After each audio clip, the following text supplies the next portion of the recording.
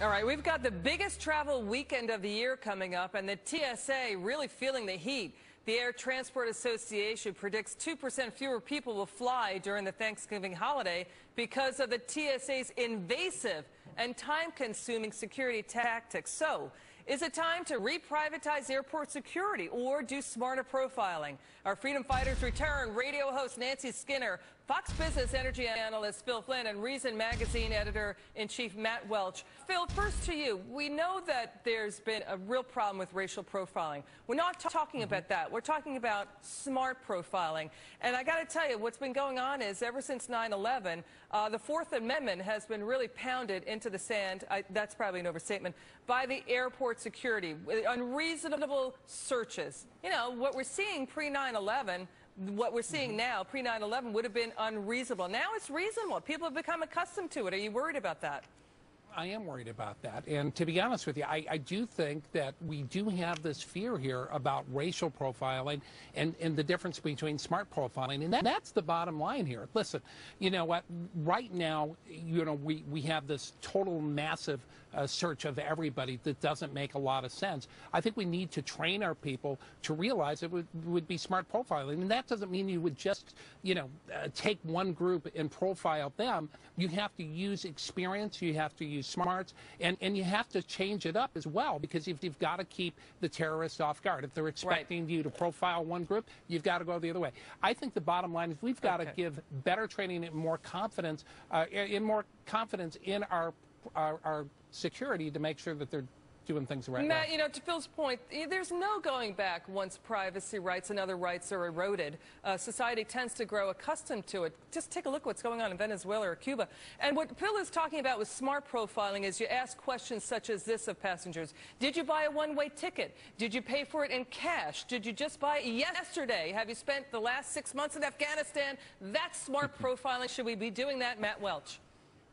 We should be doing more of that, and we should also, after abolishing the TSA to begin with and devolving this to airports and airlines, and preferably privatized airports, but beyond all that, we should have an opt-in program for people who are happy to subject themselves to thorough background screening, to all kinds of pretty intrusive measures in order to go faster through the lines. There are a lot of people who would willingly do that. Think of airline pilots, you know, people who want to get whisked through, who are willing to go through. That would ease the choke points of lines to begin with, and then we can start winnowing down so that we're not searching 2-year-olds, we're not searching 90-year-olds, and then we can start asking smarter questions. Nancy Skinner, is the privatization the way to go? Judge MacDonald, I'll meet you 50-50 on this. That's an overstatement. Go ahead.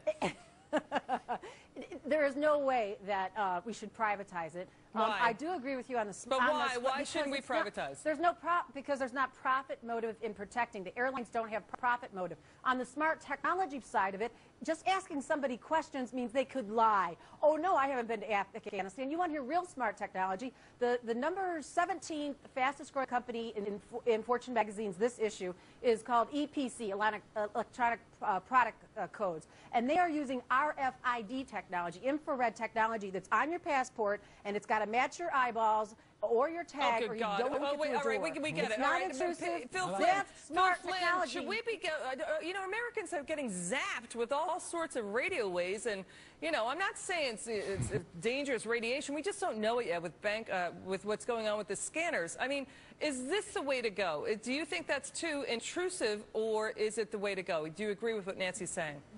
Well, I do agree with Nancy to a certain extent. I think that technology is going to make us better. To be honest with you, I think using technology for safety is the way to go, absolutely. But at the same time, you know, when we talk about privatizing, listen, bottom line is after September 11th, we realize that it is the federal government's job to keep the airs safe over America. And to be honest with you, I would, you know, if the government wants to privatize it, it definitely has to be monitored very carefully, because ultimately every American has an interest. It's not just the people getting on that plane. You know, Matt, what do you make of Nancy's point that if you just do smart profiling, people would just lie? They'll say, no, I didn't pay in cash. No, I didn't buy the ticket just yesterday. What do you make of that? Well, I make of it more than I do the idea that we should all subject ourselves to RFID technology and have our eyeballs scanned at the airport. I'm hoping not to live in that. They're on every passport right now. Universe. However, yes, of course people lie, but there's also, we have knowledge of people. We have stamps in their passports. We know a lot more about what you and I have traveled than recently than we actually should feel comfortable with. So, and you know, trained people in airport situations can tell when someone's lying a little bit. You know, you quicken up, you know, you Nancy, blink a lot. There are physical tells. Right, I got it. Nancy, now to the point, to Matt's good point about the stamps in the airport. I mean, listen, nobody in their right mind would agree that racial profiling is in any way in keeping with the 14th Amendment, meaning equal protection under the law. I mean, we knew that was a problem since 1798 with the Alien and Sedition Act, when there was racial profiling going on back then.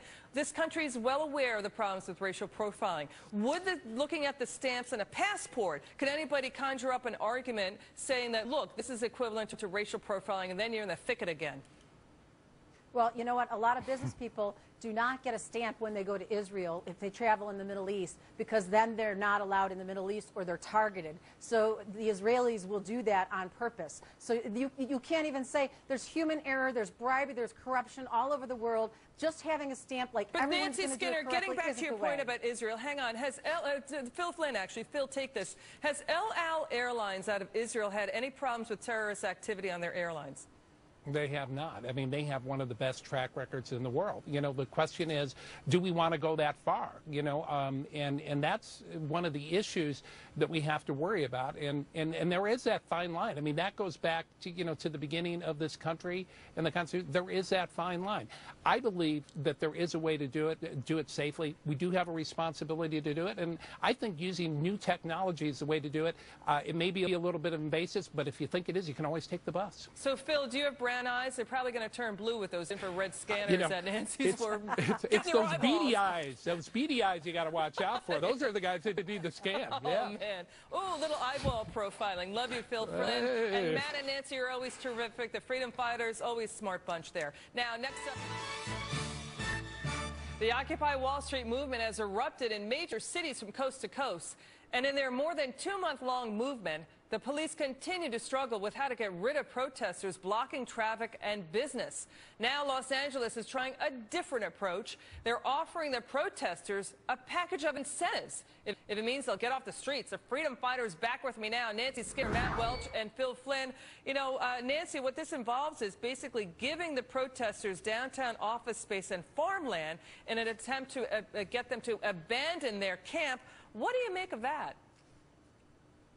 Well, you know what? I think actually for the 99ers, Occupy, it's a good deal, because how long can you stay on the streets without it sort of withering away? And they need to organize, mobilize, use technology, go the route that most political movements do. Software programs, social media. Michael Moore is in my home state right now, our home state of Michigan and Flint. Michael Moore should start Channel 99 and let these people talk. Why just stay on the streets and have cops pepper spray you? Matt Welch, here's the issue. Yeah, it's a good deal. Taxpayers are going to be footing the bill there, and if this is basically a district for protesters, and the fear is they'll never go away.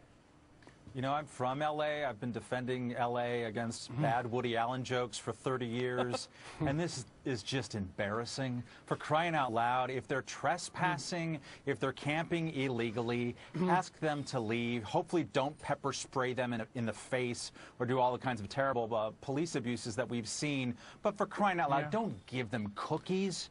You know, they're protesting. In L.A., Recent TV has done video work on this. It is a pro-government protest there. The LA City Council loves those guys and have been patting them on the head for 2 months now. And then we see just sort of the devolution of an entire city's political culture. It's embarrassing. You know, Phil Flynn, to Matt's point here, look at the UC Davis pepper spray incident. That was excessive police force. Yeah. That's a separate issue. Absolutely. But what we're talking about here is, college administrators, and here we have a shot of what's going on. I mean, that was just a dreadful excessive use of police force.